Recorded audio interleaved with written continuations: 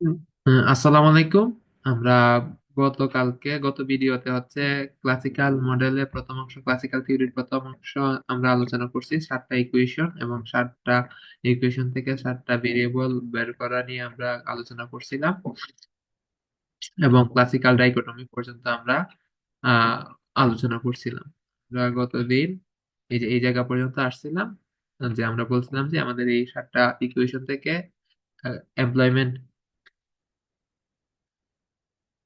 এবং real wage rate, output, consumption, investment, interest rate and price level determine হয়, সেগুলো আমরা দেখছি। এবং এখানে এক্সোজেনাস ভেরিয়েবল হিসেবে দেখা government expenditure, capital, money supply and expected inflation. ঠিক আছে, তো এইগুলো আমরা গত দিন কিন্তু আসলে দেখছি। এখন ক্লাসিক্যাল ডাইকোটমি খুবই গুরুত্বপূর্ণ কনসেপ্ট, পরীক্ষায় আসার মতো কনসেপ্ট। তো খুবই গুরুত্বপূর্ণ। ক্লাসিক্যাল ডাইকোটমি আসলে কি? ক্লাসিক্যাল ডাইকোটমি হচ্ছে যে রিয়েল সেক্টর এন্ড মনিটারি সেক্টরের সেপারেশনটাই আসলে হচ্ছে ক্লাসিক্যাল ডাইকোটমি। অর্থাৎ আমাদের ক্লাসিক্যাল ভেরিয়েবলের ভ্যালুগুলা আসলে নিজেদের মধ্যেই, অর্থাৎ আমাদের যে 7টা ইকুয়েশন আমাদের ছিল কমপ্লিট ক্লাসিক্যাল মডেলে, যে 7টা ইকুয়েশন আছে এর মধ্যে প্রথম 6টা আসলে রিয়েল সেক্টর নিয়ে, অর্থাৎ এখানে কিন্তু মানিটারি কোনো ভেরিয়েবল নাই, সবগুলো কিন্তু ফিজিক্যাল কোয়ান্টিটি দেখাচ্ছে। এখানে রিয়েল ওয়েজ মানে মানিটারি ওয়েজ না, কিন্তু রিয়েল ওয়েজ মানে কি পরিমাণ দ্রব্য বা সেবা আমি কিনতে পারবো এই টাকা দিয়ে, সেটা হচ্ছে কিন্তু রিয়েল ওয়েজ।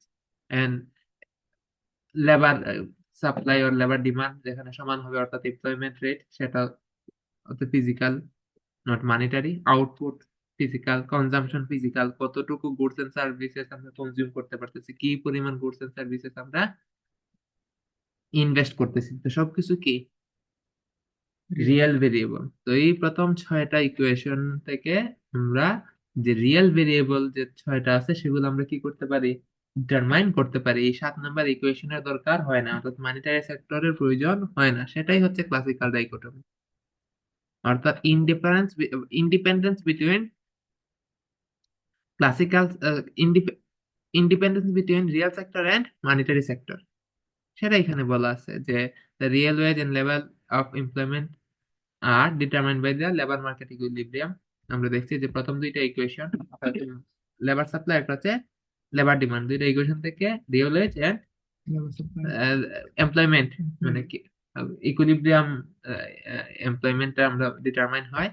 এবং এই লেবার এমপ্লয়মেন্ট ডিটারমাইন হওয়ার কারণে আমাদের 3 নম্বর ইকুয়েশনের মাধ্যমে আমরা কি করতে পারি, আউটপুটটা বের করতে পারি, level of output or aggregate supply determined by the production function.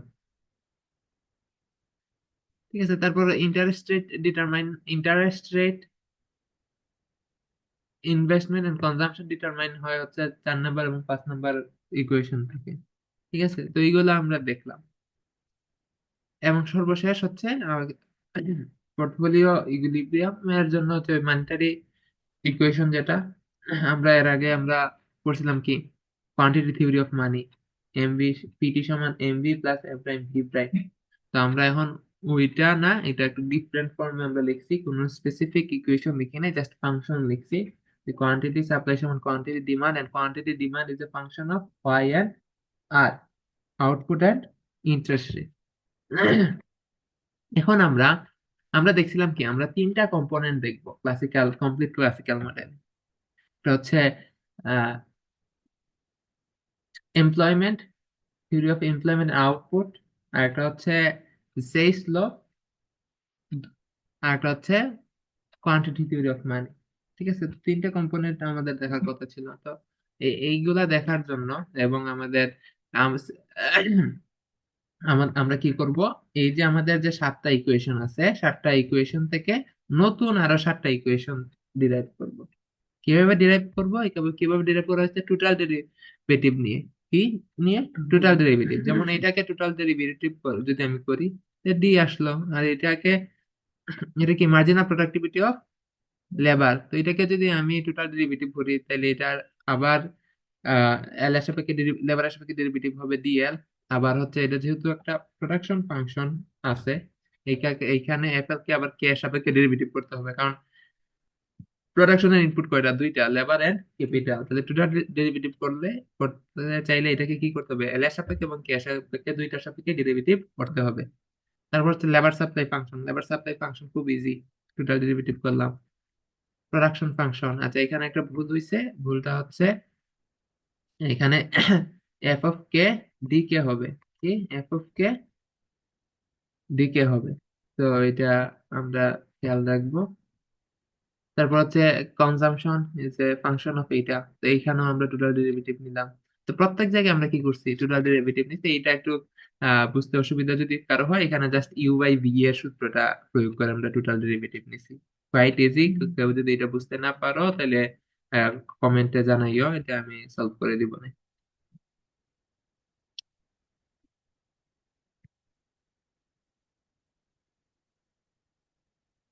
হুম।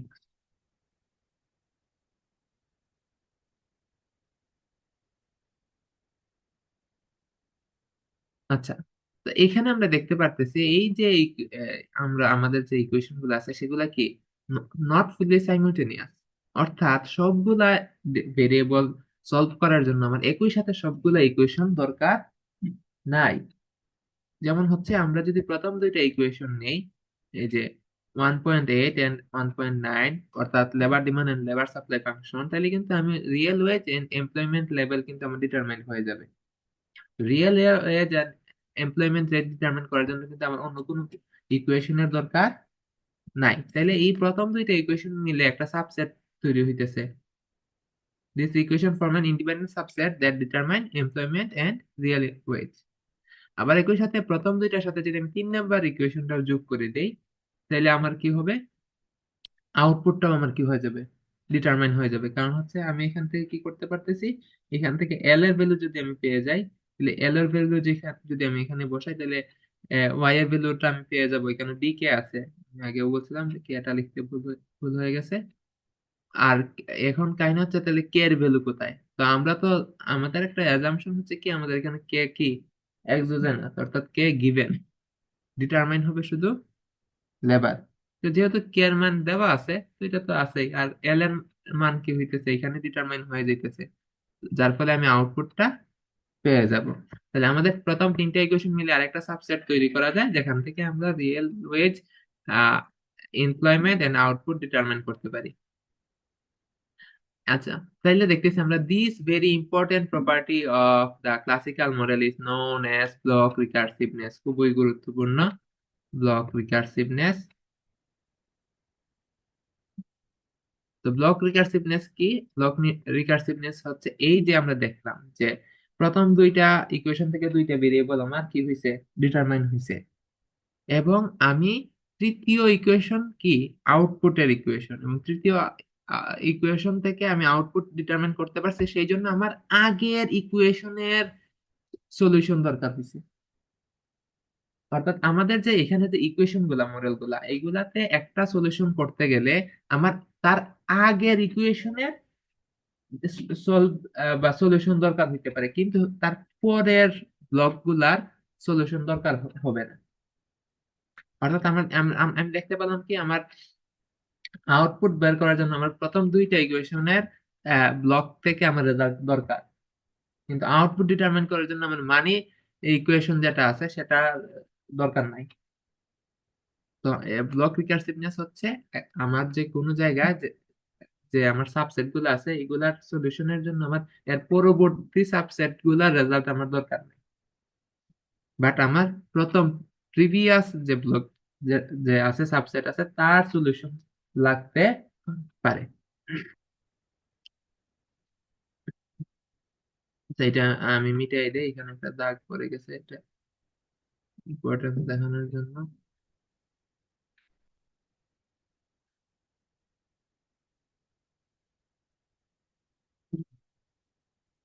আচ্ছা, তাহলে আমরা দেখতে পারতেছি দ্যাট ইজ দ্য কি রিয়েল ভেরিয়েবল আর determined solely in a subsystem involving only production consideration and are independent of the level of the money supply and the general price level। তাহলে আমরা দেখতেছি কি, প্রথম ছয়টা যে ইকুয়েশন আছে, ছয়টার মধ্যে মানিটারি টার্ম নাই। তাহলে এই ছয়টার মধ্যে আমার মানি কোনো ইফেক্ট ছাড়াই, ইম্প্যাক্ট ছাড়াই আমার ছয়টা ভেরিয়েবল কি হইবে, ডিটারমাইন হবে। কারণ মানির আছে কত নাম্বার ইকুয়েশনে, 7 নাম্বার ইকুয়েশনে, তো ওইটা তো আমার আগের গুলা ডিটারমাইন করার জন্য এগুলা প্রয়োজন নাই।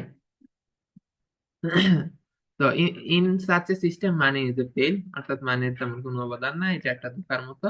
এটা আমরা দেখতে পারি। এখন আমাদের তো আমরা দেখলাম কি যে আমাদের যে ইকুয়েশন আছে, আমাদের যে মডেল আছে, এখান থেকে আমরা কি করতে পারতেছি, এমপ্লয়মেন্ট রেট, কি পরিমাণ এমপ্লয়মেন্ট আছে, এবং অর্থাৎ কি পরিমাণ লেবার এমপ্লয়েড আছে সেটা আমরা ডিটারমিন করতে পারতেছি, অর্থাৎ এল এর মান ডিটারমিন করতে পারতেছি। এন্ড আমরা কি পরিমাণ আউটপুট প্রডিউস হয়েছে সেটাও আমরা কি করতে পারছি, ডিটারমাইন করতে পারছি। তো আমাদের একটা কাজ কিন্তু হয়ে গেছে। আমরা বলছিলাম আমাদের টার্গেট কয়টা, তিনটা। একটা হচ্ছে আহ, একটা হচ্ছে the theory of employment and output, আর একটা হচ্ছে সেইস ল, আর একটা হচ্ছে monetary sector, quantity theory of money. তো আমাদের এখন একটা কম্পোনেন্ট শেষ। এখন আমাদের সেকেন্ড কম্পোনেন্ট কি, সেইস ল। সেইস ল কি বলে, মূল বক্তব্য হচ্ছে supply creates its own demand, এটা বলে না? তো যেহেতু supply creates its own demand, এবং আমরা ম্যাক্রো ইকোনমিক্স এ আলোচনা করতেছি, তাহলে আমরা aggregate demand and aggregate supply নিয়ে আলোচনা করব। তো সেই জন্য আমাদের কি করতে হবে, সাপ্লাই এবং ডিমান্ড ডিরাইভ করতে হবে। এগ্রিগেট সাপ্লাই এবং এগ্রিগেট ডিমান্ড আমাকে কি করতে হবে, ডিরাইভ করতে হবে। তো প্রথমে আমরা এগ্রিগেট সাপ্লাই শিডিউলটা দেখতেছি।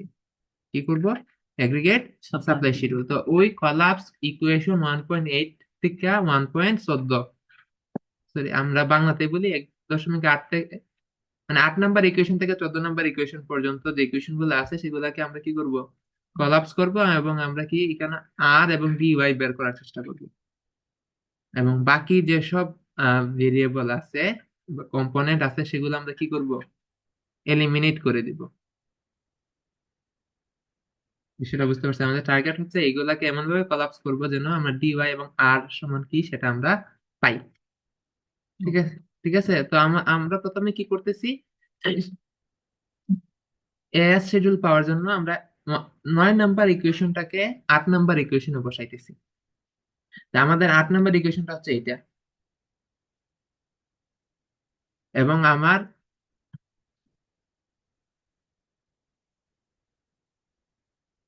9 নাম্বার ইকুয়েশনটা কি, 9 নাম্বার ইকুয়েশনটা হচ্ছে এই যে ডি এল সমান L prime D real wedge, এটা না? এই যে 9 নাম্বার ইকুয়েশনটা এই যে ডি এল সমান L prime D W by P. তো এখানে আমরা কি করতে পারতেছি, এই যে ডি এল এর জায়গায় আমি এটা বসাই দিতে পারতেছি। বুঝা গেছে? যদি আমি এটা বসাই দিই, তারপর জাস্ট সিম্পল ম্যানিপুলেশন, এটাকে আমি বাম দিকে নিয়ে আসলাম। এটাকে আমি যদি বাম দিকে নিয়ে আসি, তাহলে এখানেও ডি ডাব্লিউ বাই পি আছে, এখানেও ডি ডাব্লিউ বাই পি আছে, এটাকে আমি কি করতে পারি, কমন নিয়ে নিতে পারি। তাহলে এখানে থাকবে কি, 1 - f(l)(l)(l প্রাইম। আচ্ছা, এখন যদি আমি এটাকে ডান দিকে নিয়ে যাই, তা আমি এটা পাই। তাহলে রিয়েল, এটা কি রিয়েল, ডি রিয়েল ওয়াইজ, অর্থাৎ রিয়েল ওয়াইজ এর চেঞ্জটা ডিপেন্ড করতেছে ডি কে, এবং সাথে এটা একটা মাল্টিপ্লায়ার একটা আছে। যখন আমরা দেখি এখান থেকে আমরা কি ডিসিশন নিতে পারি, এখান থেকে এইটা যদি পজিটিভ হয়, এই ভ্যালুটা যদি পজিটিভ হয়, তাহলে আমরা বলতে পারবো কি, ক্যাপিটাল যদি বাড়ে তাহলে রিয়েল ওয়াইজ কি করবে, বাড়বে। ঠিক না? এটা তো একদম ইজি। তো আমরা দেখতেছি, দেখি এটা পজিটিভ নাকি। আমাদের নর্মাল সেন্স কি বলে, ক্যাপিটাল যদি বাড়ে তাহলে রিয়েল ওয়েজ বাড়ারই কথা, বাড়বেই। কারণ হচ্ছে ক্যাপিটাল যদি বাড়ে তাহলে তার প্রোডাক্টিভিটি কি হবে, ইনক্রিজ করবে না? প্রোডাক্টিভিটি বাড়বে। আচ্ছা, তো সেই জন্য আসলে রিয়েল ওয়েজটা বাড়বে। ঠিক আছে, তো আমরা দেখি, দেখি এফ অফ এল কে কি আমরা জানি সবসময় কি, greater than zero, cross partial, F of L L less than zero, এবং F F L L less than zero, এবং এল প্রাইম গ্রেটার দেন জিরো। তাইলে এই ভ্যালুটা কি, নেগেটিভ। এটা হচ্ছে নেগেটিভ, এটা হচ্ছে পজিটিভ। তো পজিটিভ ইন্টু নেগেটিভ কি, নেগেটিভ। তো 1 - একটা নেগেটিভ নাম্বার, মাইনাস মাইনাস কি হয়ে যাবে, প্লাস। তাহলে এই নিচেরটাও কি একটা পজিটিভ ভ্যালু, উপরেরটাও পজিটিভ ভ্যালু। তাহলে এটার রেশিওটা অবশ্যই কি আসবে, একটা পজিটিভ নাম্বার আসবে। তো সেটা, যেহেতু এটা পজিটিভ, তাহলে আমরা দেখতে পাচ্ছি যদি ডি কে, অর্থাৎ কে যদি ইনক্রিজ করে, ক্যাপিটাল যদি বাড়ে, তাহলে রিয়েল ওয়েজ কি করবে, বাড়বে। তো এটাকে আমরা দিতেছি 15 নাম্বার ইকুয়েশন। কত নাম্বার ইকুয়েশন, 15 নাম্বার ইকুয়েশন। এটা কিন্তু আমাদের আবার কাজে লাগবে। এখন আমরা কি করতেছি, এই 15 নম্বর ইকুয়েশনটাকে আবার 9 নম্বর ইকুয়েশনে সাবস্টিটিউট করতেছি। কিসের জন্য? যে রিয়েল ওয়েজটাকে এলিমিনেট করার জন্য। আমরা ধীরে ধীরে এলিমিনেট করে দিব। ডি ওয়াই সমান কি সেটা আমরা বের করবো, আমাদের টার্গেট। ঠিক আছে? তাহলে আমরা কি করলাম, যে আমাদের 1.9 নম্বর ইকুয়েশন হচ্ছে এইটা। হুম। ঠিক আছে? তো আমাদের ডি ডাব্লিউ বাই পি সমান এখানে কি পাইছি, এইটা পাইছি। হুম। তাই আমরা এখানে কি করছি, ডি ডাব্লিউ বাই পি এর জায়গায় এটা বসাই দিছি। এটাকে না, এটার নাম দিলাম কি, 16 নম্বর ইকুয়েশন। তো এটা দ্বারা আমরা কি দেখতেছি, এটা দ্বারা আমরা দেখতে পারতেছি যদি ক্যাপিটাল ইনক্রিজ করে, তো এটা তো আমার একটা পজিটিভ নাম্বার না, এটা তো আগেরটাই, এবং এল প্রাইমও কি একটা পজিটিভ নাম্বার। হুম। পজিটিভ। কারণ ওয়েজ রেট যদি বাড়ে, লেবার সাপ্লাই বাড়বে, এটা তো আমরা জানি। আচ্ছা, তাহলে ক্যাপিটাল যদি ইনক্রিজ করে, তাহলে এমপ্লয়মেন্টও কি করবে, ইনক্রিজ করবে। মানে এর দ্বারা আমরা এখানে কি দেখাচ্ছি, এমপ্লয়মেন্ট রেট না, হুম। এমপ্লয়মেন্ট রেট আমরা দেখাচ্ছি। তাহলে এখানে এটা একটা পজিটিভ রিলেশন আমরা দেখতে পারতেছি ক্যাপিটালের সাথে। অর্থাৎ ক্যাপিটাল যদি ইনক্রিজ করে, এমপ্লয়মেন্টও ইনক্রিজ করবে। এখানে আমরা একটা ডিসিশন নিতে পারি, এবং এটাকে আমরা কি করলাম, 16 নম্বর ইকুয়েশন দিলাম। এখন আমরা কি করব, the total differential of the aggregate supply curve can be obtained by 1.1। Substituting 16 নম্বর ইন্টু 10 নম্বর। এই 16 নম্বর ইকুয়েশনটারে যদি আমরা 10 নম্বর ইকুয়েশনে বসাই দেই, তাহলে আমরা total differential of aggregate supply curve পাই, অর্থাৎ এগ্রিগেট সাপ্লাই পাই মানে ডিফারেন্সিয়াল ফর্ম পাই। আমরা তখন শুধু ডিফারেন্সিয়াল ফর্ম নিয়ে আলোচনা করতেছি, আমাদের টার্গেট কি ডিওয়াই সমান বের করে না, ডিওয়াইটা পাবো। তাই আমাদের 10 নম্বর ইকুয়েশন কি, আউটপুট সমান হচ্ছে এই যে ডি, আউটপুটের ডিফারেন্সিয়াল ডিওয়াই সমান F of K DK plus F of L DL. জি। আমরা এখানে কি করতেছি, ডিএল সমান এটা পাইছি, ডিএল এর জায়গায় আমি কি বসাইছি, এটা বসাই দিছি। ঠিক আছে? তো এইখানে আমি কি পাইলাম, আর একটা নতুন ইকুয়েশন পাইলাম, সেটার নাম দিলাম কি, 1.17। 1.17 বা 17 নম্বর ইকুয়েশন।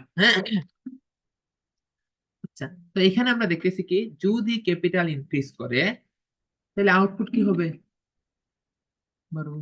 বাড়বে। হুম, বাড়বে।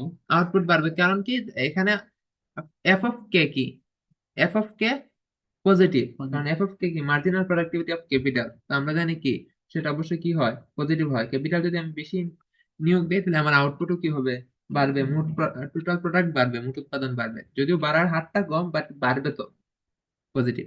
এবং এটা এই অংশটুকু আমরা দেখলাম কি পজিটিভ, তাহলে দুইটা পজিটিভ নাম্বার যোগ দিলে অবশ্যই কি হবে, পজিটিভই হবে। অর্থাৎ আমি যদি ক্যাপিটাল বাড়াই, তাহলে আউটপুট কি হইতেছে, বাড়বে। বাড়তেছে, increase output. In fact the increase in capital increase output both because the marginal product of capital, মানে দুইটা কারণে এটা আসলে আউটপুটটা বাড়াইতেছে। একটা হচ্ছে এই যে মার্জিনাল প্রোডাক্টিভিটি অফ ক্যাপিটাল, এটা পজিটিভ, সেই কারণেও আমি যদি ক্যাপিটাল বেশি ইনক্রিজ করি, বাড়াই, তাহলে আউটপুট বাড়তেছে। সাথে সাথে আরেকটা কারণে আউটপুট বাড়তেছে। কোন কারণ, কারণটা হচ্ছে ক্যাপিটাল বাড়াইলে আমার লেবারের প্রোডাক্টিভিটিও বাড়ে। দেখো, দুইটা ওয়েতে আউটপুট বাড়াইতেছে বলছে। একটা হচ্ছে কি, সরাসরি ক্যাপিটাল বেশি, মেশিনারিজ বেশি নিয়োগ দিচ্ছি, তাহলে আমার আউটপুট তো বেশি আসবে।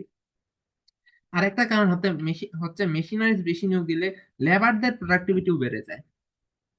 যেহেতু লেবারদের প্রোডাক্টিভিটিও বেড়ে যেতেছে, তো এইদিকে আবার গিয়ে আউটপুট আবারও কিছুটা ইনক্রিজ করতেছে। মানে directly and indirectly both way কি করতেছে, আউটপুটটাকে বাড়াইতেছে। Because the increase in capital increase the marginal product of labour, যেটা আমি বললাম।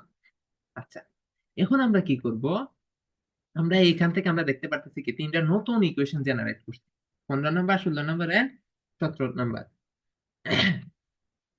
তো এটা হচ্ছে আমাদের আসলে এগ্রিগেট সাপ্লাই এর ফর্মুলাটা, আমাদের কনসেপ্ট থাকবে এদিকে। তো এখানে জাস্ট কি করছি আমরা, এই যে এইটাকে, এই যে দিকে কমন কমন কমন নিয়ে নিছি আর কি, কমন নিয়ে নিলাম, এটা থাকলো।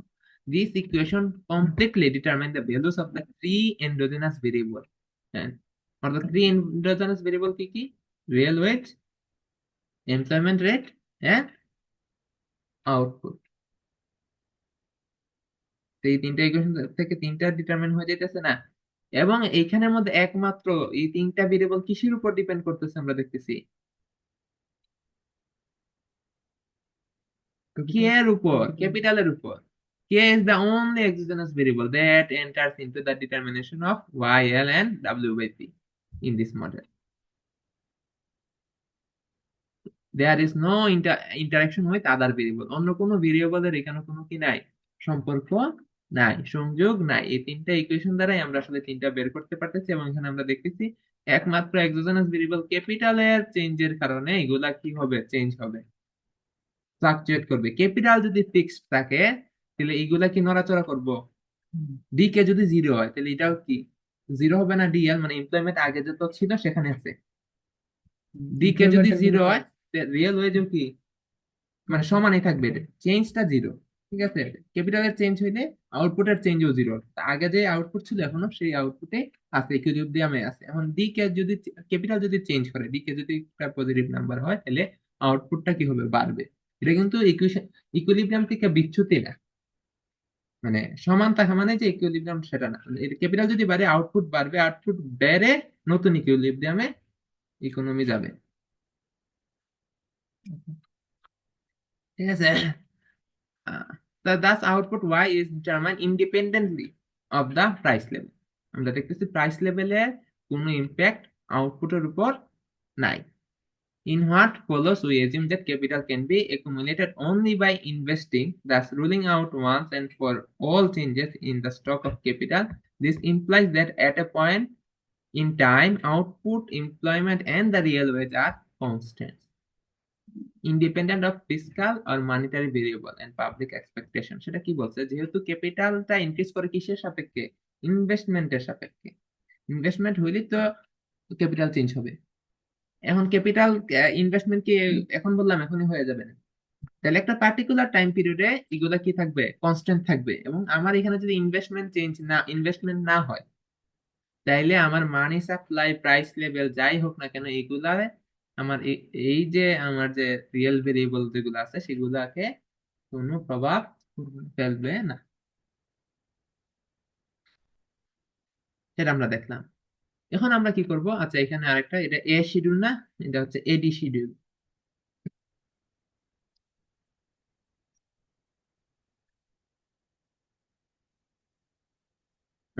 নাও দা এডি শিডিউল, আমরা কিন্তু এগ্রিগেট সাপ্লাই শিডিউলটা বের করে ফেলছি।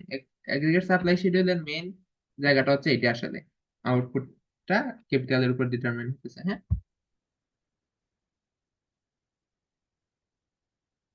এখন aggregate demand schedule, our attention to deriving the total differential of aggregate demand schedule। এখন আমরা টার্গেট এটা, তো আমরা কি করতেছি, এই aggregate demand দেখার জন্য আমরা একটা অ্যাজাম্পশন নিচ্ছি। অ্যাজাম্পশন কি, ডি কে সমান জিরো। যদি ডি কে সমান জিরো হয় তাহলে কি ডি ওয়াই ডি এল সমানও কি হবে, জিরো হবে। কারণ আমরা দেখছি যে ক্যাপিটাল যদি চেঞ্জ না হয় তাহলে আউটপুট এবং এমপ্লয়মেন্ট রেটের কোনো চেঞ্জ হবে না।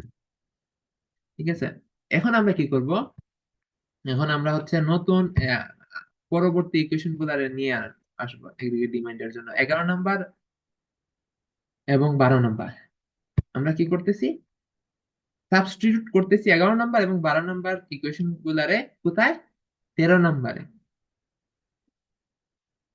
ঠিক আছে, yes the total differential of a schedule or equivalently the total differential of the reduced form of r। আচ্ছা এটা আমরা দেখতেছি।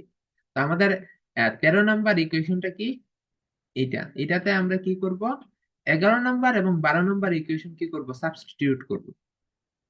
তাহলে আমরা দেখি 11 নম্বর এবং 12 নম্বর ইকুয়েশন গুলা কি কি, তাহলে আমরা সুবিধা হবে। 11 নম্বর ইকুয়েশনটা কি, এই যে কনজাম্পশন ফাংশনটার ডিফারেন্সিয়াল ফর্ম, আর 12 নম্বরটা হচ্ছে ইনভেস্টমেন্ট ফাংশনের ডিফারেন্সিয়াল ফর্ম। তাহলে এই যে সি এর মান এবং আই এর মান আমি কি করতেছি, এই যে 13 নম্বরে বসাইতেছি ডি সি এর মান এবং ডি আই এর মান। আমি কাজ কি করছি তো বোঝা গেছে না?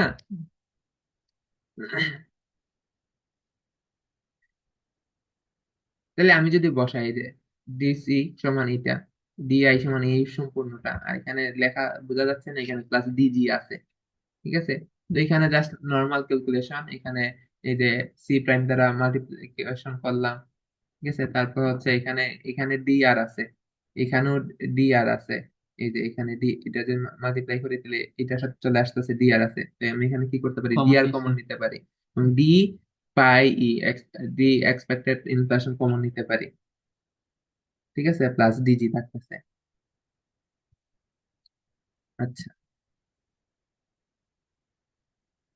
এবং আমরা জানি কি এখানে কিন্তু আমি এইখানে লেখা হচ্ছে দেখা যায় নাই, সেটা হচ্ছে আমরা আমাদের অ্যাজাম্পশন অনুযায়ী কি ডি ওয়াই সমান কত,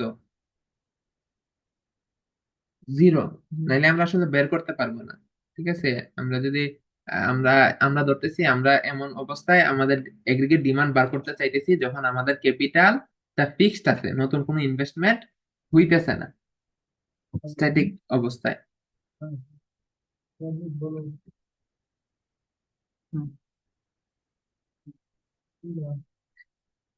তো আমরা এখানে কি করব, আমরা এখানে হচ্ছে আহ, এইটার ইকুয়াল কত লিখতে পারি, তাহলে জিরো লিখতে পারি। ডি ওয়াই সমান আমরা কত লিখতে পারি, জিরো লিখতে পারি, সেটা আমরা এখানে লিখে দিচ্ছি, বা এটাকে আমি দুইবারও লিখতে পারতাম। এই লাইনে এখানে ডি ওয়াইটার এদিকে নিয়ে আসলাম, পরের লাইনে জিরো লিখলাম, এক কথায়। তো এখন আমি কি করলাম, এবং এই যে এটা এটা এটা কমন থাকতেছে, ডি আর মাইনাস ডি পাই ই, আর এখানে যে প্লাস ডি জি ছিল সেটাকে আমি ডান দিকে নিয়ে নিছি। তো ডান দিকে নিয়ে নেওয়ার কারণে আমি কি পাইলাম, এই যে ডি আর মাইনাস ডি পাই ই সমান হচ্ছে, আমি এই যে এইটাকে ডান দিকে নিয়ে গেলে এইটা পাইতেছি। হুম এবং আমি যদি ডি আর সমান বের করতে চাই, তো ডি আর সমান এইটা প্লাস এটা, হুম। ডি পাই ই। তো এটাকে আমরা নাম দিচ্ছি হচ্ছে 18 নম্বর শুল্ক। ইকুয়েশন।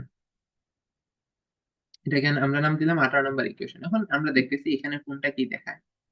ঠিক আছে, এখানে সি প্রাইম যেটা, সেটা কি কনজাম্পশন ফাংশন ছিল না, সেটার ডিফারেন্সিয়াল, সেটা আসলে দেখা যাচ্ছে interest elasticity of consumption demand. অর্থাৎ ইন্টারেস্ট রেট ইনক্রিজ করলে ইনভেস্ট কনজাম্পশন ডিমান্ড কতটুকু ইনক্রিজ করে। চেঞ্জ হবে। ঠিক আছে, সেটা দেখায়। আর এবং আই প্রাইমটা দেখা যাচ্ছে interest rate elasticity of investment demand. ঠিক আছে, তাহলে আমরা দেখতেছি যে, আর এখানে C prime plus I prime Q of R minus expected interest rate সমান total derivative of AD, aggregate demand with respect to interest rate and is negative. আচ্ছা,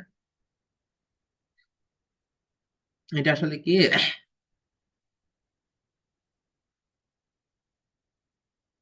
আমাদের যে এগ্রিগেট ডিমান্ড আছে, এই যে আমরা এখান থেকে এগ্রিগেট ডিমান্ড পাইছি না, হুম। সেটাকে যদি আমরা কি করি,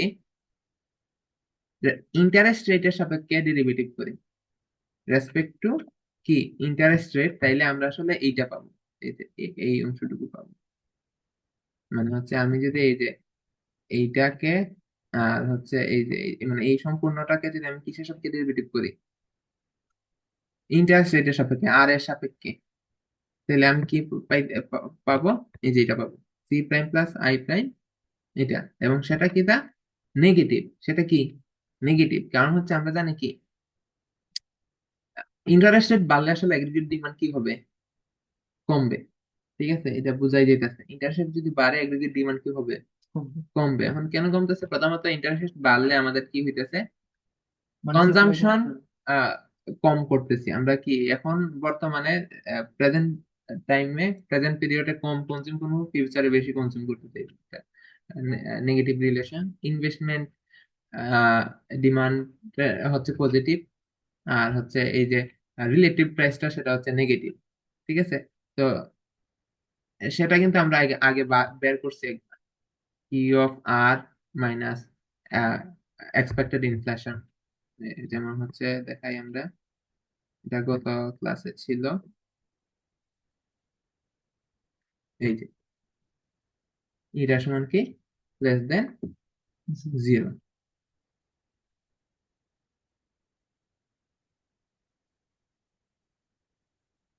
তাহলে এখানে কি হইতেছে, যেহেতু এটা নেগেটিভ, এইটা পজিটিভ এবং এটা নেগেটিভ, নেগেটিভ ইন্টু পজিটিভ, এটাও নেগেটিভ, তাহলে এইটা এবং এইটা দুইটাই নেগেটিভ, তো দুইটা নেগেটিভ ভ্যালু যোগ করলে কি হবে, নেগেটিভ হবে। তাহলে আমরা দেখতেছি যে total derivative of aggregate demand with respect to interest rate is negative.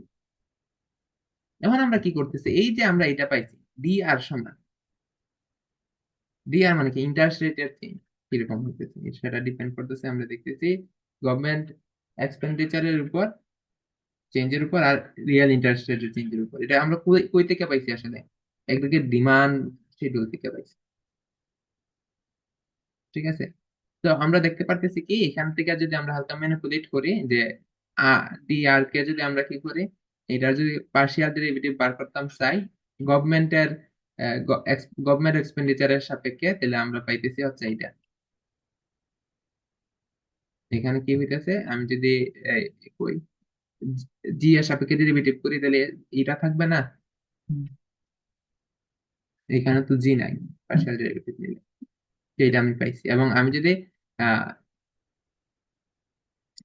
Interest rate কে যদি এক্সপেক্টেড ইনফ্লেশন দ্বারা করি তাহলে এটা কত হইতেছে, ওয়ান আসতেছে। এই যে এটা করলে ওয়ান আসবে না, এটা দ্বারা যদি করি এখানে তো আর কিছু ইন্টারেস্ট রেট ইনফ্লেশন নাই, যদি এখানে তো কিছু নাই, এখানে আছে ইনফ্লেশন, তো ওয়ান হয়ে যাবে। আচ্ছা, তো এইখানে দেখতেছি কি যে ইন্টারেস্ট রেট গভর্নমেন্ট এক্সপেন্ডিচারের সাথে সম্পর্কটা কি নেগেটিভ, অর্থাৎ গভর্নমেন্ট এক্সপেন্ডিচার যদি বাড়ে তাহলে ইন্টারেস্ট রেট কি হবে, সরি নেগেটিভ না পজিটিভ। কারণ হচ্ছে কি C prime plus I prime Q of real interest রেটটা কি নেগেটিভ না, সেটাকে আমরা বললাম এখানে এটা কি নেগেটিভ, তাহলে এই ভ্যালুটা কি নেগেটিভ, তো নেগেটিভের আগে কি আছে, মাইনাস আছে, তাহলে সেটা একটা পজিটিভ নাম্বার, সুতরাং সেটা কি পজিটিভ। অর্থাৎ গভর্নমেন্ট এক্সপেন্ডিচার যদি বাড়ে, গভর্নমেন্ট এক্সপেন্ডিচার যদি বাড়ে তাহলে ইন্টারেস্ট রেট কি হবে, বাড়বে। সেটা আমরা ক্রাউডিং আউট করছি, মানে হচ্ছে গভর্নমেন্ট যখন বেশি খরচ করে তখন ইন্টারেস্ট রেট কি হয়ে যায়, বেড়ে যায়, কারণ এগুলোকে ডিমান্ড বেড়ে যায়। ঠিক আছে, আবার যখন এক্সপেক্টেড ইনফ্লেশন বেড়ে যায় তখন ইন্টারেস্ট রেটও কি হয়ে যায়, বেড়ে যায়, এবং সেটার রেশিওটা কি ওয়ান। অর্থাৎ যে হারে এক্সপেক্টেড ইনফ্লেশন বাড়বে একই হারে ইন্টারেস্ট রেটও বাড়বে, যার কারণে রিয়েল ইন্টারেস্ট রেট কি থাকবে, সমানই থাকবে। সেটাই হচ্ছে ফিশারি। ফিশার যদি প্রশ্ন আসে যে ফিশার ইফেক্ট কি, ফিশার ইফেক্ট হচ্ছে এটা যে এক্সপেক্টেড ইনফ্লেশন যে এরকম বাড়বে, যে ডাইমেনশনে বাড়বে, আমাদের নমিনাল ইন্টারেস্ট রেট অন বন্ডও একইভাবে বাড়বে, যার কারণে রিয়েল ইন্টারেস্ট রেটটা আসলে সমানই থাকবে। ফিশার ইফেক্ট কি প্রুফ আসতে পারে নাকি? হ্যাঁ, প্রুফ আসতে পারে, প্রুফ যদি আসে তাহলে আমাদের এই ডিরাইভেশনটা দরকার হবে, কিন্তু আমি এই জায়গা পর্যন্ত এই যে শুরু আমাদের করতে হবে। এই জায়গা থেকে শুরু করতে হইব। আমাদের যে aggregate demand schedule, aggregate demand শিডিউলটারে শিডিউল এবং হচ্ছে আমাদের কনজাম্পশন ফাংশন এবং ইনভেস্টমেন্ট ফাংশন লিখতে হবে। তারপর বলবো যে কনজাম্পশন ফাংশন এবং ইনভেস্টমেন্ট ফাংশনটাকে আমি এগ্রিগেট ডিমান্ড ফাংশনে আমি সাবস্টিটিউট করলাম, সাবস্টিটিউট করে আমি এই যে ইন্টারেস্ট রেট এর চেঞ্জ ইন্টারেস্ট রেটের ডিফারেন্সিয়াল ফর্ম আমি পাবো। তারপর এটাকে যদি আমি এক্সপেক্টেড ইনফ্লেশন দ্বারা পার্শিয়াল ডেরিভেটিভ করি তাহলে আমি দেখতেছি তার সাথে ওয়ান আসতেছে, তাহলে যে হারে ইন্টারেস্ট রেট বাড়তেছে একই হারে, সরি যে হারে ইনফ্লেশন বাড়তেছে একই হারে ইন্টারেস্ট রেটও বাড়তেছে। এটা কি ক্লিয়ার? হুম। আচ্ছা, এটার নাম ফিশার ইফেক্ট। এটা হচ্ছে Fisher effect. Thus the nominal interest rate rises in response to an increase in government expenditure. Also, a change in expected inflation produces an equivalent change in interest rate with no change in R minus pi e, অর্থাৎ যে real interest রেটটাতে কোনো change আসবে না, সেটাই হচ্ছে Fisher effect. In this version of the model, the interest rate bears the entire burden of the adjustment level of aggregate demand so that it equals to the level of aggregate supply determined by the equation এক- ওই যে আমরা যে মানে তিনটা equation যে নতুন তৈরি করছিলাম না এগ্রিগেট সাপ্লাই এর এখানে, এগুলা যে এগ্রিগেট সাপ্লাই দেওয়া ডিটারমাইন হবে গিভেন ক্যাপিটাল স্টকের মাধ্যমে, সেইগুলা সমান হবে। তো এটাই হচ্ছে আসলে আমাদের সেইস ল এর মূল কথা, বা এইটাই হচ্ছে মেইন বিষয়টা বুঝতে হবে ভালোভাবে। দেখো আমি আবার বলতেছি, আমাদের কি হচ্ছে এগ্রিগেট সাপ্লাই কিন্তু ডিটারমাইন হয়ে গেছে, এগ্রিগেট সাপ্লাই কি হয়েছে, ডিটারমাইন হয়ে গেছে, যতটুকু আর হয়ে গেছে। দিকে যদি জিরো ধরি তাহলে কি ফিক্সড আছে, আছে তো। আচ্ছা, আর আমার যে একদিকে ডিমান্ড আছে সেটা কি করতেছে, ভেরি করতেছে আসলে, সেটা কিন্তু ফিক্সড না। এডি সমান কিছু পাইছি না, কিন্তু এখানে আমরা কি পাইছি, এডি থেকে কি পাইছি, আর ইন্টারেস্ট রেট পাইছি, এবং সেটা আমরা দেখছি ইন্টারেস্ট রেটটা কি করবে, ভেরি করবে। আমার কনজাম্পশন ইনভেস্টমেন্ট চেঞ্জের সাপেক্ষে আমার ইন্টারেস্ট রেটটা কি করবে, ভেরি করবে। তো আমার এগ্রিগেট সাপ্লাই কিন্তু ফিক্সড আছে, তাইলে এটা এগ্রিগেট ডিমান্ডটা অ্যাডজাস্ট হবে এগ্রিগেট সাপ্লাইয়ের সমান। কিভাবে? যদি এগ্রিগেট ডিমান্ড কম থাকে তাহলে ইন্টারেস্ট রেটটা কমে যাবে, ইন্টারেস্ট রেট কমার কারণে মানুষ বেশি কনজিউম করবে, বেশি ইনভেস্ট করবে, তাইলে আবার এগ্রিগেট সাপ্লাইয়ের সমান হয়ে যাবে। অথবা যদি কোনো কারণে এগ্রিগেট সাপ্লাই কম থাকে, এগ্রিগেট ডিমান্ড বেশি থাকে, তাহলে ইন্টারেস্ট রেটটা কি হবে, বেড়ে যাবে। কনজাম্পশন কমাই দিবে, ইনভেস্টমেন্ট কমাই দিবে, আবার এগ্রিগেট সাপ্লাই এর সমান হয়ে যাবে। এই জন্যই এটার মেইন কি হচ্ছে যে supply creates its own demand, অর্থাৎ সাপ্লাইটাকে ফোকাস করা হয়, সাপ্লাই যতটুকু হবে ডিমান্ডটা অটো তার সমান হয়ে যাবে। ক্লিয়ার? তো এখন যদি বলে যে সেই ল প্রমাণ করো, তাহলে কিন্তু আমাদের হোল জিনিসটা আনতে হইব। ঠিক আছে? আচ্ছা, এখন আমরা দেখব আলাদাভাবে এফেক্ট গুলা। To determine the effect of change in government expenditure and expected inflation on consumption and net investment, কনজাম্পশনে এবং ইনভেস্টমেন্টে ইম্প্যাক্ট গুলা, গভর্নমেন্ট এক্সপেন্ডিচারের ইম্প্যাক্ট এন্ড ইনফ্লেশনের ইম্প্যাক্ট দেখার জন্য আমরা কি করতেছি, আলাদাভাবে সাবস্টিটিউট করতেছি কি, এই যে 18 নম্বর ইকুয়েশন যেটা, এই যে 18 নম্বর ইকুয়েশন যেটা আমরা পাইছি, মানে ইন্টারেস্ট রেটের ডিফারেন্সিয়াল ফর্ম যেটা, সেটাকে আমরা রিপ্লেস করবো কোথায়, সাবস্টিটিউট করবো কোথায়, 11 নম্বর এবং 12 নম্বর ইকুয়েশন, অর্থাৎ কনজাম্পশন ফাংশন এন্ড ইনভেস্টমেন্ট ফাংশনে, মানে ফাংশন বলতে হয় যে ডেরিভেটিভ ফর্মে আর কি। তাহলে এই যে ডিসি সমান এটা ছিল 11 নম্বর, তো এই 11 নম্বরে আমি কি করতেছি, 18 নম্বর ইকুয়েশনটা সাবস্টিটিউট করতেছি, অর্থাৎ কি ডি আর এর ভ্যালুটা বসাইতেছি, বসাইলাম। তাইলে আমি এখানে কি পাইতেছি, এখানে DG, sorry, D expected inflation plus minus, তাহলে এটা কি নাই, শেষ হয়ে গেছে। তো এটা আমার ডিসি সমান সি প্রাইম এটা থাকতেছে। যেমন আমি যদি এখন এটাকে পার্শিয়াল ডেরিভেটিভ নেই, জাস্ট গভর্নমেন্ট এক্সপেন্ডিচারের ইফেক্টটা দেখতাম চাইতেছি, তাহলে এটা কি ওয়ান, আর এটা তো এটা আছে হুবহু, তাহলে এটা দেখতেছি আমি কি less than zero. Less than zero কেন? কারণ হচ্ছে এই যে সি প্রাইমটা কি নেগেটিভ না, সি প্রাইমটা কি দেখায় আসলে, মানে কনজাম্পশনের ডেরিভেটিভ, সেটা কি ইন্টারেস্ট রেটের উপর ডিপেন্ড করতো, কনজাম্পশন বাড়লে কি হয়, কনজাম্পশন কমে যায়। সুতরাং কনজাম্পশন সি প্রাইমটা হচ্ছে কি নেগেটিভ, এবং ডেল আর ডেল জিটা কি পজিটিভ, কারণ হচ্ছে আমরা এখানে পাইছি কিন্তু এই যে ডেল আর ডেল জি কি পজিটিভ, যেহেতু পজিটিভ সাইন নেগেটিভ দেব না, না না, এই যে পজিটিভ, এই যে পজিটিভ, টোটাল টার্ম পজিটিভ। এটা মাইনাস, কিন্তু এই ভ্যালুটা তো মাইনাস, মাইনাস মাইনাস আবার প্লাস হয়ে আচ্ছা গেছে। তাহলে যেহেতু এইটা পজিটিভ এবং এটা নেগেটিভ, তাহলে এই ভ্যালুটা কি নেগেটিভ, তাহলে আমরা দেখতেছি যদি গভর্নমেন্ট এক্সপেন্ডিচার বাড়ে তাহলে কনজাম্পশন বা প্রাইভেট কনজাম্পশন কমবে। ক্লাসিক্যাল মডেল অনুযায়ী সরকার যদি বেশি বেশি খরচ করে তো জনগণ এর যে প্রাইভেট কনজাম্পশন আছে, বেসরকারি কনজাম্পশন আছে, সেটা কি হয়ে যাব, কমে যাইব। আচ্ছা, এখন আমরা কি করবো, এই যে 18 নম্বর ইকুয়েশনটারে 12 নম্বর ইকুয়েশন বসাইবো, অর্থাৎ কি তা ইনভেস্টমেন্ট ফাংশন যেটা ছিল সেখানে বসাবো। ঠিক আছে, এটা বসালাম। এখন আমরা দেখতেছি কি এখানে আমরা ডি কে সমান তো জিরো ধরছি, তো এটা কি আর থাকবে এখানে, ডিএল, যেহেতু ডি কে সমান জিরো, তাহলে ডিএল সমান কত, জিরো। কারণ আমরা দেখছিলাম এমপ্লয়মেন্টটা চেঞ্জ হয়, ক্যাপিটাল যদি চেঞ্জ হয়, ক্যাপিটাল ইনক্রিজ যদি হয়, তাহলে লেবার এমপ্লয়মেন্ট চেঞ্জ হবে। তো যেহেতু ক্যাপিটাল আমরা ফিক্স ধরছি, দুইটাই আসলে জিরো। আচ্ছা, তাহলে আমাদের এই দুইটা পোর্শন কি নাই, শুধু এইটা লিখলাম। এখন আমরা কি করতেছি, এই যে 18 নম্বর ইকুয়েশন কি ডি আর সমান কত, সেটা ডি আর সমান কত সেটা আমরা এখানে বসাই দিলাম। আমরা যদি এখানে বসাই দিই তাহলে কি হইতেছে, এখানে আবার এইটা পজিটিভ এবং নেগেটিভ কাটা গেল, কি থাকবো খালি এটা। তো এইটার যদি আমরা জাস্ট ডিআই সমান এটা থাকতেছে, হুম হুম। মানে এটা যদি আমরা পার্শিয়াল ডেরিভেটিভ করি তা আগের মতো সেম, এইটা ইনটু এইটা, এবং সেটা লেস দেন জিরো, কারণ আমরা দেখছি কি ইনভেস্টমেন্ট,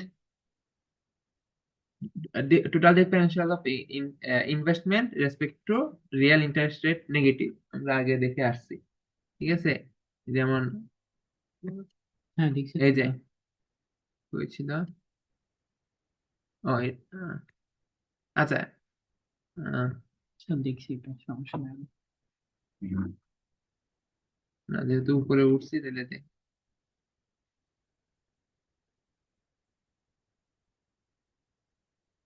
আচ্ছা আই প্রাইমটা আসলে কি নেগেটিভ না, সরি আই প্রাইমটা হচ্ছে না এটা আছে তো এখানে, এখানে আছে,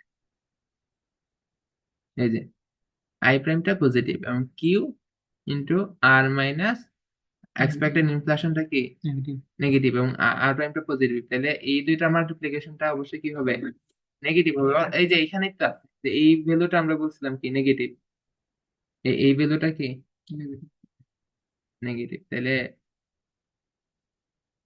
এই ভ্যালুটা নেগেটিভ এবং সেটা কি পজিটিভ, তাহলে এই ভ্যালুটা আসলে কি আসতেছে, নেগেটিভ আসতেছে। অর্থাৎ গভর্নমেন্ট এক্সপেন্ডিচার যদি বাড়ে তাহলে প্রাইভেট ইনভেস্টমেন্ট কমবে, এবং সেটাকে আমরা বলতেছি ক্রাউডিং আউট।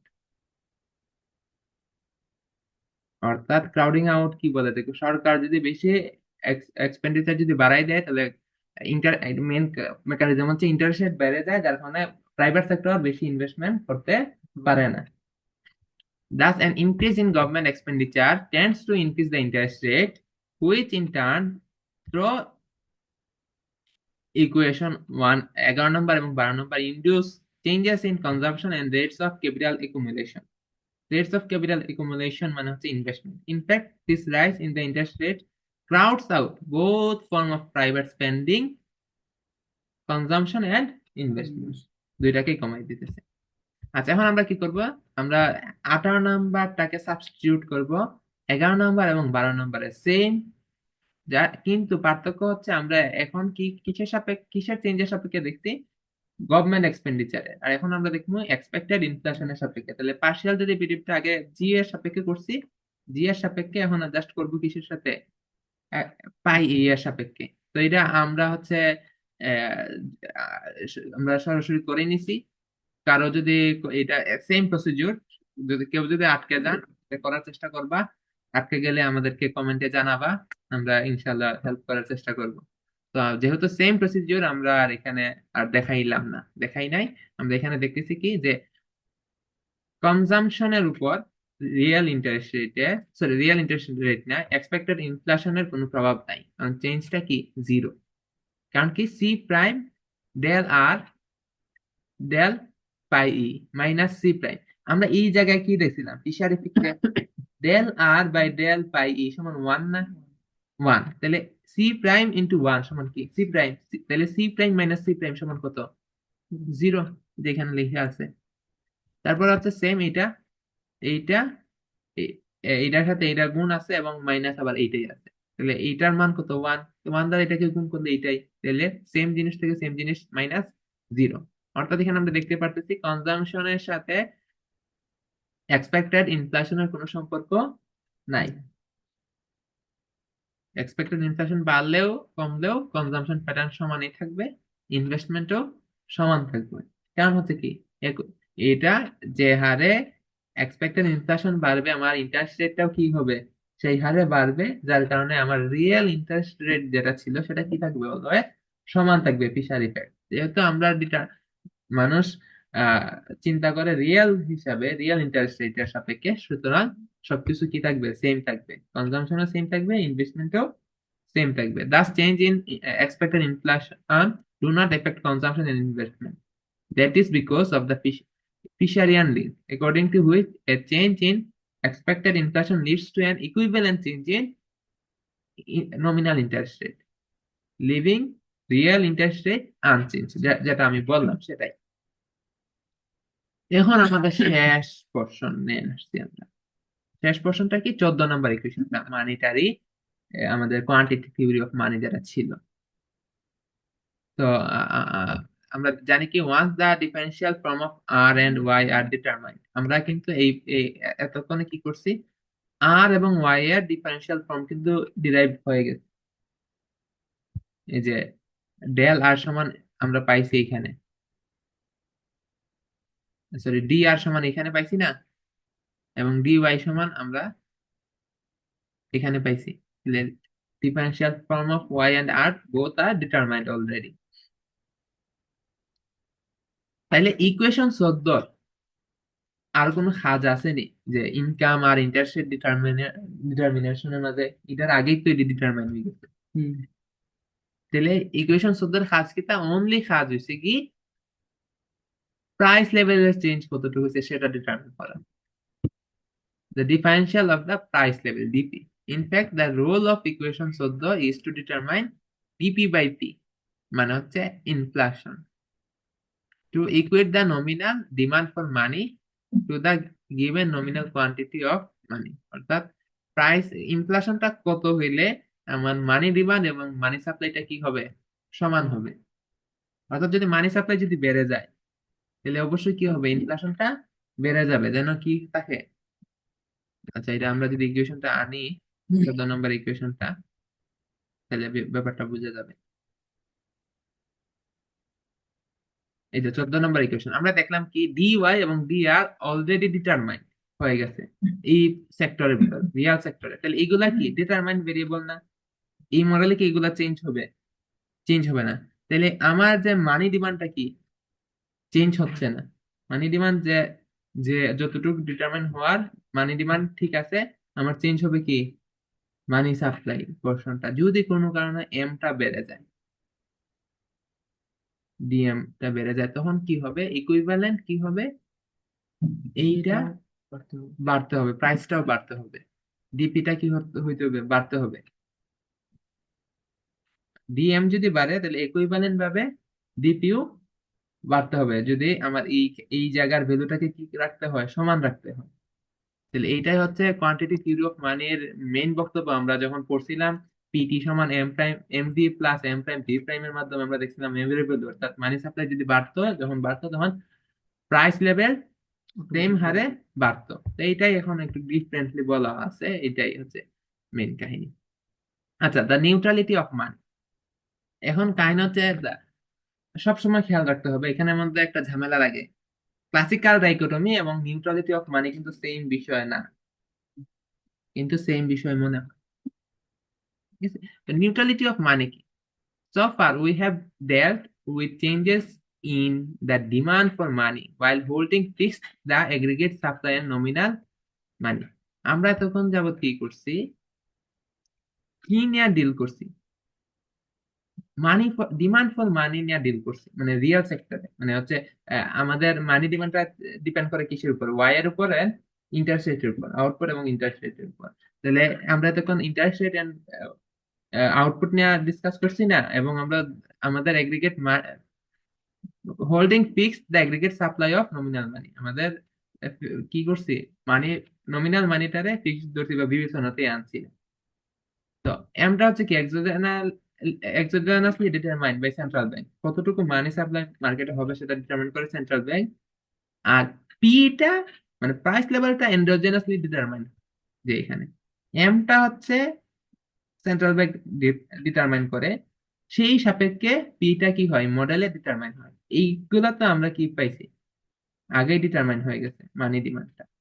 তো এটা যেহেতু সমান আছে, ফিক্সড আছে, যদি এমটা ইনক্রিজ করে তাহলে কি করতে হইব, পিটা পিটা লেভেলে ইনক্রিজ করতে হইব।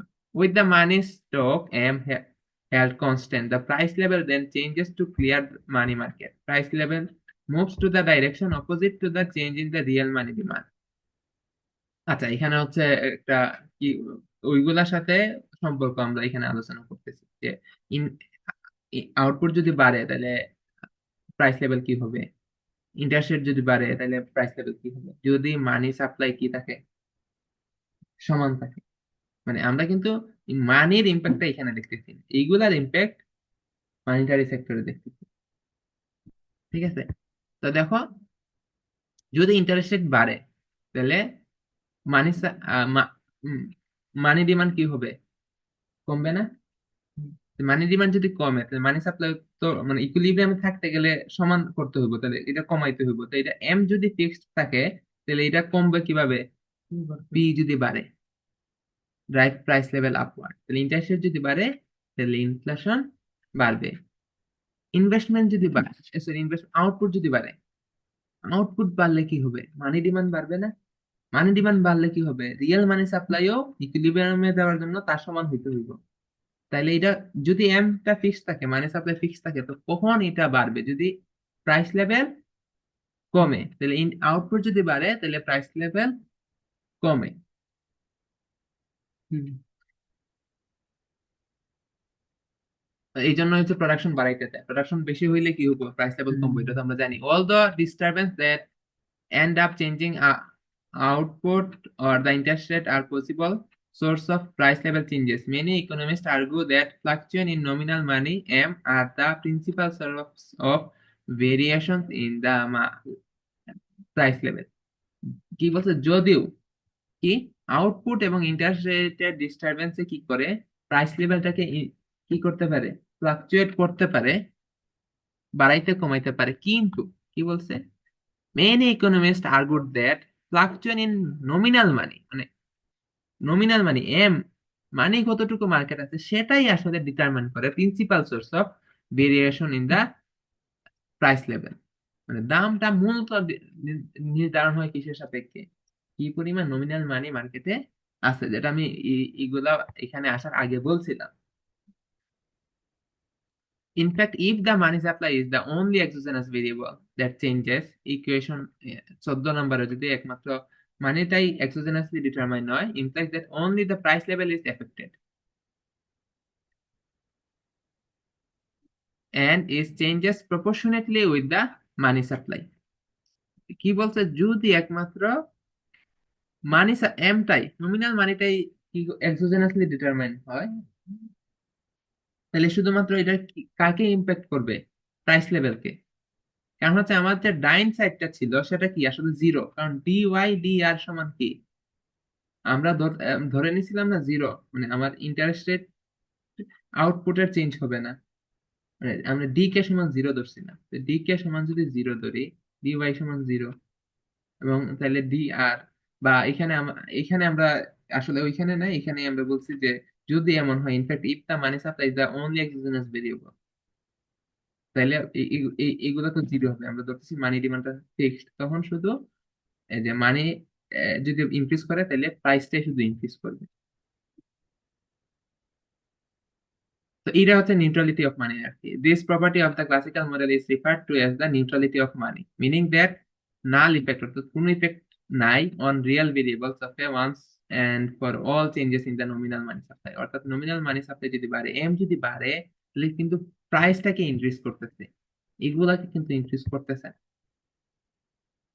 এখানে আমরা দেখছি এটা কিন্তু উল্টা দেখছি, ইন্টারেস্ট রেট বাড়লে প্রাইস লেভেল চেঞ্জ হতে পারে, আউটপুট বাড়লে প্রাইস লেভেল চেঞ্জ হতে পারে, কিন্তু মানি সাপ্লাই বাড়লে, নমিনাল মানি সাপ্লাই বাড়লে আউটপুট চেঞ্জ হবে কিনা, ইন্টারেস্ট রেট চেঞ্জ হবে কিনা সেটা কি আমরা দেখছি? না। It is the idea that a change in the stock of money affects only nominal variables in the economy, such as prices, wage, and exchange rates, with no effect on the real variables like employment, real GDP, and the real real consumption. Consumption. সেটাই হচ্ছে neutrality of money. তো conclusion কি? With wage and price flexibility, the real variables are invariant with variations in the quantity of money. যেহেতু আমাদের real variable গুলা price এবং ওয়েজটা কি flexible, change হইতে পারে, সেহেতু আমাদের কোয়ান্টিটি অফ মানি যদি ইনক্রিজ করে, তাহলে প্রাইস এবং ওয়েজটা সেই অনুযায়ী কি করবে? চেঞ্জ হবে। এবং আমাদের রিয়েল ভেরিয়েবল অর্থাৎ এমপ্লয়মেন্ট, রিয়েল ওয়েজ, সেটা কি থাকবে? ঠিকই থাকবে, এগুলার কোনো চেঞ্জ হবে না। Money is therefore neutral in the model. Only the general price level and all other nominal variables are affected by change in the supply of nominal money balance. তো এখানে দেখা যাচ্ছে, in other words, the money market and the money demand function play no crucial role in determining the aggregate of output and employment. অর্থাৎ মানি মার্কেটের কোনো অবদান নাই। Aggregate demand বা এগ্রিগেট আউটপুট এবং এগ্রিগেট এমপ্লয়মেন্ট ডিটারমিনেশনে কি পরিমাণ লেবার এমপ্লয়েড থাকবে, কি পরিমাণ জিডিপি হবে, রিয়েল জিডিপি, সেটা কিসের উপর নির্ভর করে না, মানি মার্কেটের উপর ডিটারমাইন করে না। তো এর হুম, মাধ্যমে আমাদের ক্লাসিক্যাল মডেলটা শেষ হলো। আমাদের পরবর্তী ভিডিওটা থাকবে কেইনশিয়ান মডেলের উপর।